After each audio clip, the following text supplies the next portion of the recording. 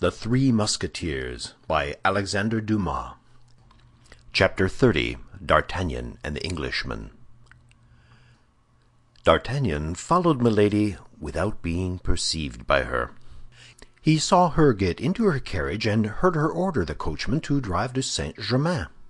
It was useless to try to keep pace on foot with a carriage drawn by two powerful horses. D'Artagnan, therefore, returned to the Rue Férou.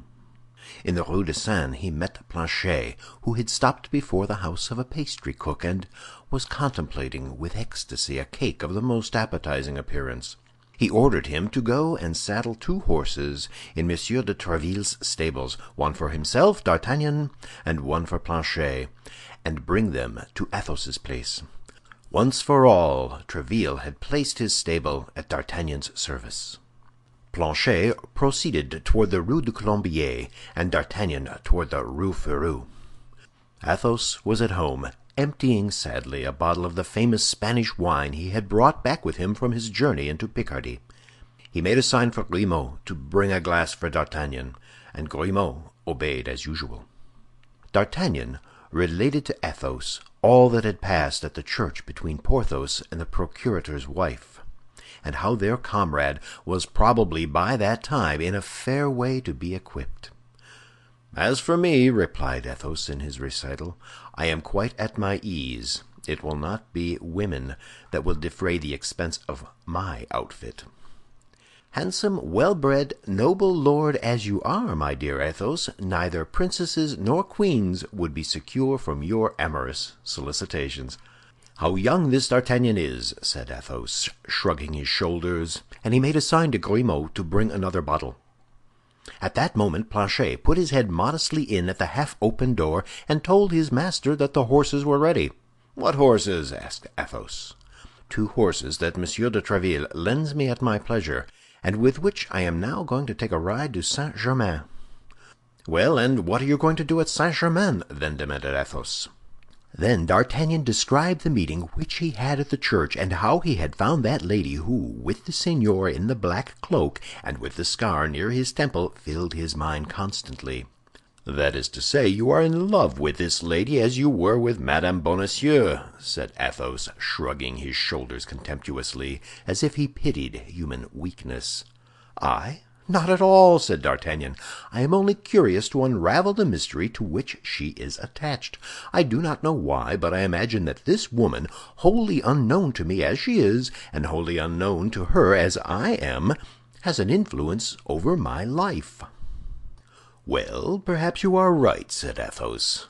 "I do not know a woman that is worth the trouble of being sought for when she is once lost. Madame Bonacieux is lost, so much the worse for her if she is found." "No, Athos, no, you are mistaken," said D'Artagnan. "I love my poor Constance more than ever, and if I knew the place in which she is, were it at the end of the world, I would go to free her from the hands of her enemies. But I am ignorant. All my researches have been useless. What is to be said? I must divert my attention." "Amuse yourself with Milady, my dear D'Artagnan. I wish you may with all my heart, if that will amuse you." "Hear me, Athos," said D'Artagnan. "Instead of shutting yourself up here as if you were under arrest, get on horseback and come and take a ride with me to Saint-Germain." "My dear fellow," said Athos, "I ride horses when I have any. When I have none, I go afoot." "Well," said D'Artagnan, smiling at the misanthropy of Athos, which from any other person would have offended him, "I ride what I can get. I am not so proud as you. So au revoir, dear Athos." "Au revoir," said the Musketeer, making a sign to Grimaud to uncork the bottle he had just brought. D'Artagnan and Planchet mounted, and took the road to Saint-Germain. All along the road, what Athos had said respecting Madame Bonacieux recurred to the mind of the young man. Although D'Artagnan was not of a very sentimental character, the mercer's pretty wife had made a real impression upon his heart. As he said, he was ready to go to the end of the world to seek her. But the world, being round, has many ends, so that he did not know which way to turn. Meantime, he was going to try to find out Milady.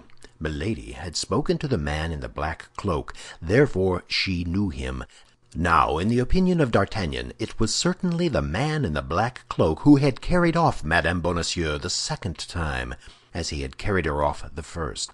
D'Artagnan then only half lied, which is lying but little, when he said that by going in search of Milady, he at the same time went in search of Constance.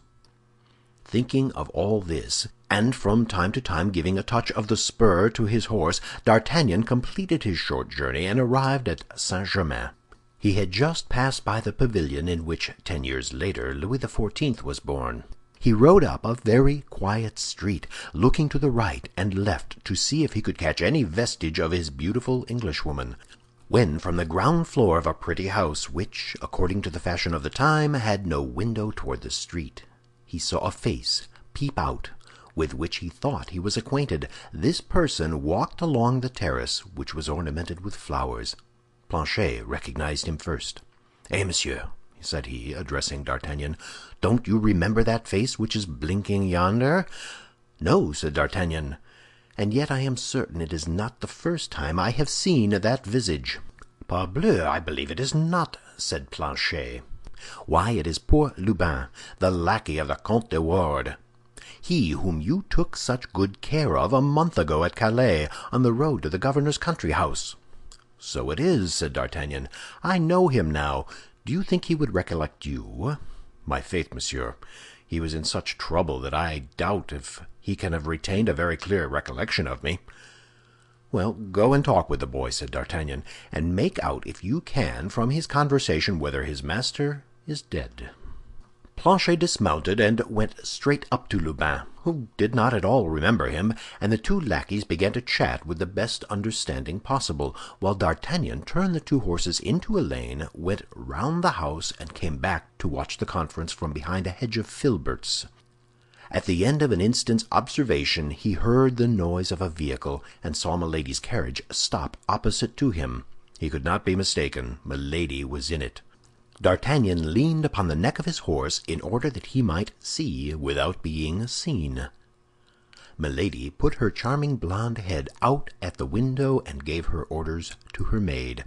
The latter, a pretty girl of about 20 or 22 years, active and lively, the true soubrette of a great lady, jumped from the step upon which, according to the custom of the time, she was seated, and took her way toward the terrace upon which D'Artagnan had perceived Lubin.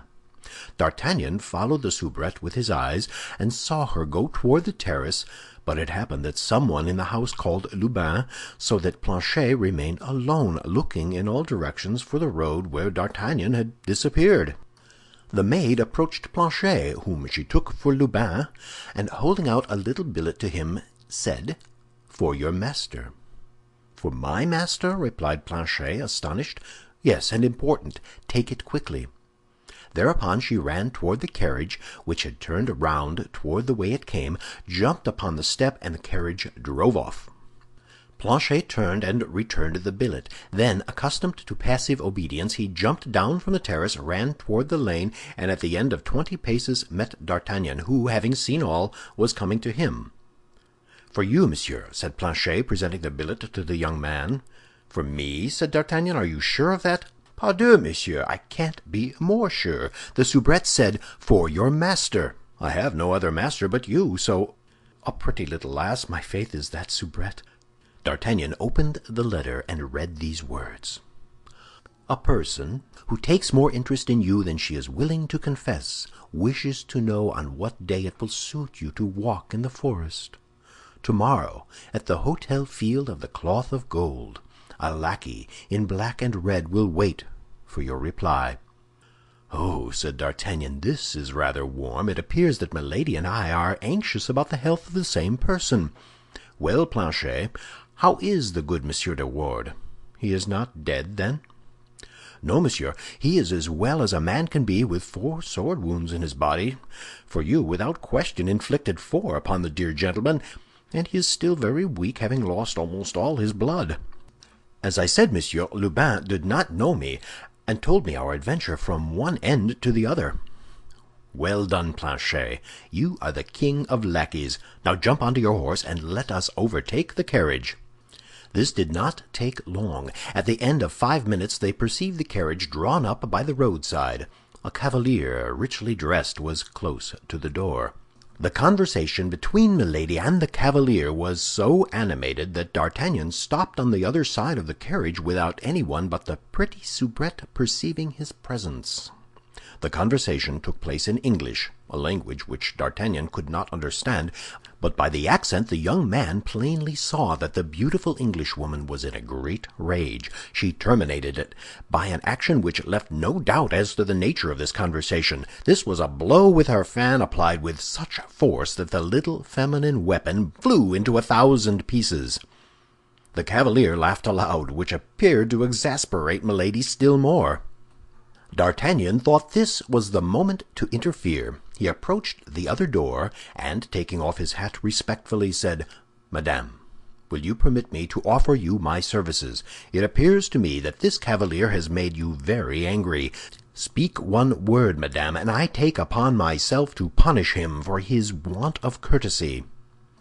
At the first word Milady turned, looking at the young man with astonishment, and when he had finished she said in very good French, "Monsieur, I should with great confidence place myself under your protection if the person with whom I quarrel were not my brother." "Ah, excuse me then," said D'Artagnan. "You must be aware that I was ignorant of that, madame." "What is that stupid fellow troubling himself about?" cried the cavalier, whom Milady had designated as her brother, stooping down to the height of the coach window. "Why does he not go about his business?" "Stupid fellow yourself," said D'Artagnan, stooping in his turn on the neck of his horse, and answering on his side through the carriage window, "I do not go on because it pleases me to stop here." The cavalier addressed some words in English to his sister. "I speak to you in French," said D'Artagnan. "Be kind enough, then, to reply to me in the same language. You are Madame's brother, I learn."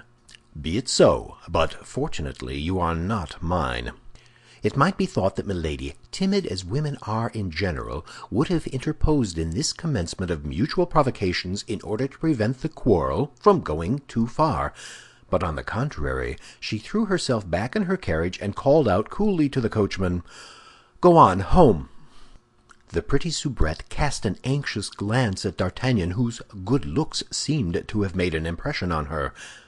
The carriage went on, and left the two men facing each other. No material obstacle separated them.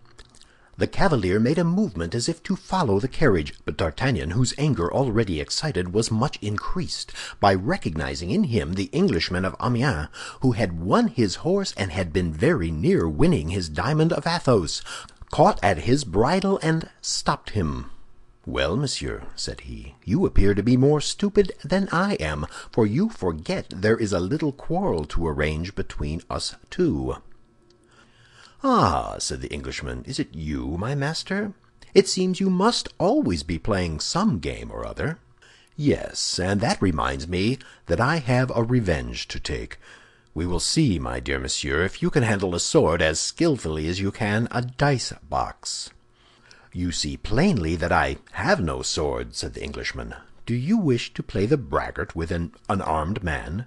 I hope you have a sword at home, but at all events I have two, and if you like I will throw with you for one of them."